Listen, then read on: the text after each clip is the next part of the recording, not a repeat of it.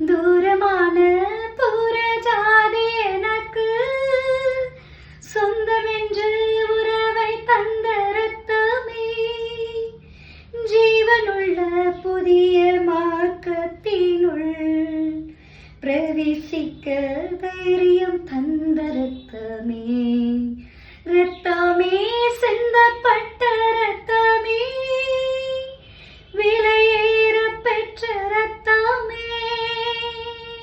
ஆமாங்க, இந்த பாட்டுல சொல்லப்பட்டபடி கர்த்தராகிய இயேசு கிறிஸ்துவினுடைய ரத்தம் உங்க மேலே என் மேலேயும் தூய்க்கப்பட்டிருக்கனால நம்ம எப்பேற்பட்ட பாவ உளையான சேற்றில நம்ம இருந்தாலும், நம்ம எவ்வளவு ஆண்டவருக்கு விரோதமாகவோ இல்ல அவருக்கு தூரமாகவோ சென்றாலும், அந்த கிறிஸ்துவினுடைய ரத்தம், கல்வாரி சிலுவையில உடைக்கப்பட்ட அவருடைய வெளியேறப்பட்ட ரத்தம் நம்மளை ஒவ்வொரு நாளும் கழுவி சுத்திகரிக்குதுங்க.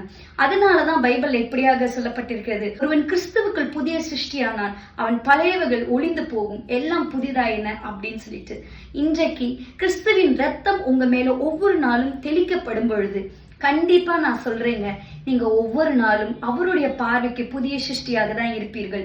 உங்களுக்குள்ள இருக்க பழைய பாவம், வியாதி, வேதனை, பிரச்சனை இல்ல பொறாமை, இது எல்லாமே விலகி கிறிஸ்துவின் பிள்ளையாக, கிறிஸ்துவின் ரத்தத்தினால் கழுவப்பட்ட பிள்ளையாக நீங்கள் கண்டிப்பா இருப்பீர்கள்.